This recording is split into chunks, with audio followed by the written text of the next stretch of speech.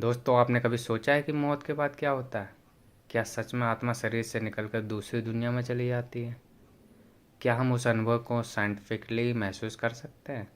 आज की फिल्म इसी सवाल का जवाब ढूंढती है। यह है फ्लैटलाइनर्स 2017, एक ऐसी साइंस थ्रिलर मूवी जिससे मेडिकल स्टूडेंट मौत के पार की दुनिया को देखने के लिए अपनी हार्ट बीट रोक देते हैं। लेकिन दोस्तों, मौत से खेलना कभी आसान नहीं होता। जिज्ञासा धीरे धीरे जुनून में बदलती है और फिर शुरू होता है एक ऐसा डरावना खेल जहां हर गुनाह आपके सामने लौट कर खड़ा हो जाता है। तो चलिए, बिना वक्त गवाए शुरू करते हैं यह रहस्यमय और रोमांचक कहानी और जानते हैं कि जब इंसान मौत के दरवाजे पर दस्तक देता है तो उसके साथ क्या होता है। कहानी की शुरुआत होती है एक मेडिकल कॉलेज से। यहाँ मिलते हैं हमें 5 स्टूडेंट: कॉर्टनी, मार्लो, जेमी, सोफिया और रे। ये सब अपने अपने तरीके से एम्बिटियस है, लेकिन हर किसी के पास एक ऐसा राज है जिसे वो छुपा कर रखते हैं। कटनी सबसे अलग है। उसकी ज़िंदगी एक हादसे से जुड़ी हुई। कुछ साल पहले उसने अपनी छोटी बहन को कार एक्सीडेंट में खो दिया था। वो खुद ड्राइव कर रही थी और गिल्ट उसके दिल से कभी गया ही नहीं। तभी से वो इस सवाल के पीछे पागल हो गई है कि मौत के बाद क्या होता है। एक रात वो अपने दोस्तों को बेसमेंट में बुलाती है। वो उन्हें अपना एक्सपेरिमेंट बताती है।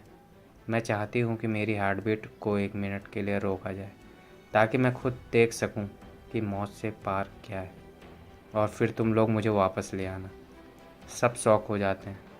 रे और सोफिया मना करते हैं, लेकिन कटनी इतनी स्ट्रांग होती है कि आखिर में वो मान जाते हैं। मशीन्स कनेक्ट की जाती है। कमरे में हल्की रोशनी है। सबकी सांसें भारी हो रही है। जेमी टाइमर पकड़ कर खड़ा है। कटनी आंखें बंद करती है और कहती है, शुरू करो। उसकी हार्ट बीट धीरे धीरे स्लो होती है। मॉनिटर पर बीप बीप और फिर साइलेंट, एकदम खामोशी। दोस्तों के चेहरे पर डर साफ दिखता है, लेकिन उसी समय कटनी की आत्मा उसके शरीर से अलग हो जाती है। वो एक ब्राइट रोशनी में पहुंचती है। उसे अपनी चाइल्डहुड यादें दिखती है, अपनी बहन के साथ बिताए पल, हंसी मजाक, माँ की आवाज़, और फिर अचानक बहन का वो एक्सीडेंट। सब कुछ फ्लैशबैक की तरह दिखता। इधर रियलिटी में उसके दोस्त पैनिक में हैं। वो डेफिब्रिलेटर और एड्रेनलिन से उसे रिवाइव करते हैं। अचानक उसकी आंखें खुलती है और वो हाँफते हुए कहती है, मैंने सब देखा, सब याद आ रहा। अगले दिन कड़नी में बदलाव साफ दिखता है। वो और तेज़ सोचने लगी है। उसका कॉन्फिडेंस बढ़ गया है। एग्ज़ाम में उसके आंसर परफेक्ट होते हैं। सर्जरी रूम में वो पहले से ज़्यादा एक्यूरेट डिसीजन लेती है। जेमी ये सब देखकर बोलता है, अगर ये सच है तो हमें भी ट्राई करना चाहिए। मार्लो, सोफिया भी धीरे धीरे तैयार हो जाते हैं। रे अब भी स्पेक्टिकल है, लेकिन ग्रुप प्रेशर में फंस जाता है। एक बार एक एक करके सब फ्लैट इन करते हैं। जेमी, सोफिया और मार्लो, हर कोई अलग अलग अनुभव करता है। जेमी अपने मज़ेदार मोमेंट देखता है।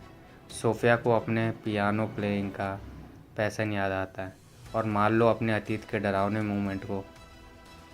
शुरुआत में सबको लगता है कि उन्हें कोई नई शक्ति पा ली है।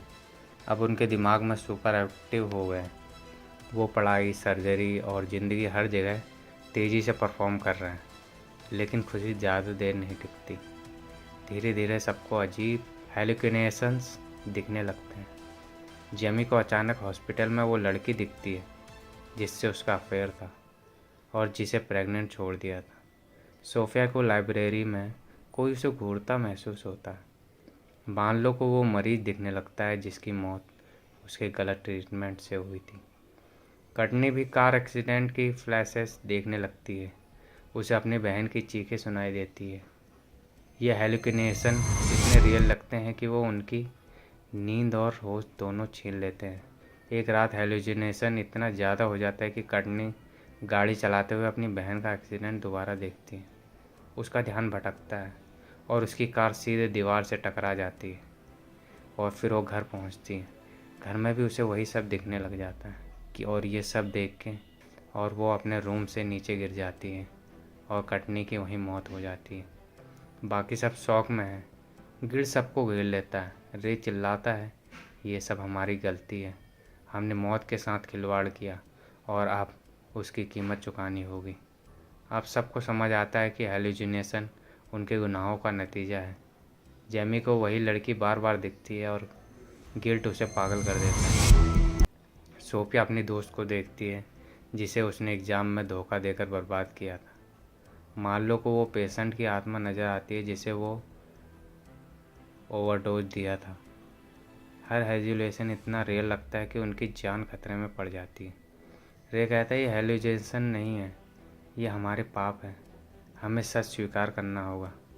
जेमी उस लड़की को ढूंढकर माफ़ी मांगता है।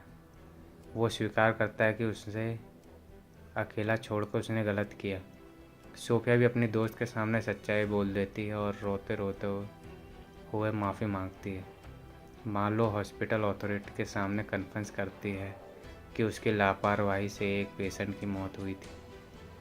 जैसे जैसे वो अपने पाप कबूल करते हैं, हेलुसिनेशन धीरे धीरे कम होने लगते हैं। फिर भी डर पूरी तरह ख़त्म नहीं होता। सबको लगता है कि कटनी की आत्मा उन्हें भी खींच लेगी। एक रात हॉस्पिटल में सबको हेलुसिनेशन मिलते हैं। वो सोचते हैं कि शायद अब उनका भी अंत आने वाला है, लेकिन धीरे धीरे सब समझ जाते हैं कि मौत से खिलवाड़ करना असली गलती थी। रे सबको कहता है हमने साइंस के नाम पर ईगो सेटिस्फाई किया, लेकिन मौत के बाद की दुनिया कोई प्लेग्राउंड नहीं है। अंत में सब अपने गुनाहों से सीख लेकर आगे बढ़ने का फैसला करते हैं। वो एक्सपेरिमेंट बंद कर देते हैं और मान लेते हैं कि कुछ रहस्य ऐसे हैं जिन्हें जानने की कोशिश ही नहीं करनी चाहिए। फिल्म ख़त्म होती ही इस लाइन से, हम अपने अतीत से भाग नहीं सकते, उसे स्वीकार करके ही हमें शांति पा सकते हैं। तो दोस्तों ये थी फ्लैटलाइनर्स 2017 की पूरी कहानी। एक ऐसी फिल्म जो हमें सिखाती है कि इंसान की जिज्ञासा कितनी भी बड़ी क्यों ना हो, मौत और ज़िंदगी के रहस्य से छेड़छाड़ करना खतरनाक हो सकता है। कटनी और उसके दोस्तों ने सोचा था कि वो मौत के पार की दुनिया को देख लेंगे और लौट आएंगे, लेकिन लौटकर उन्हें एहसास हुआ कि असली सज़ा उनके ही गुनाह है। हम चाहे जितने तेज़ भागें, अपने पास से नहीं बच सकते। सच्ची मुक्ति तभी मिलती है जब अपने पापों को स्वीकार करें और उनसे सीख लेकर आगे बढ़ें। तो दोस्तों आपको ये कहानी कैसी लगी? क्या आप भी मानते हैं कि मौत के बाद की दुनिया को इंसान को कभी नहीं छेड़ना चाहिए? नीचे कमेंट में ज़रूर बताइए। अगर वीडियो पसंद आए तो लाइक, शेयर और सब्सक्राइब करना मत भूलें, क्योंकि ऐसे ही रोमांचक और भावुक कहानियाँ हम आपके लिए लेकर आते रहेंगे। मिलते हैं अगली कहानी में, तब तक के लिए धन्यवाद।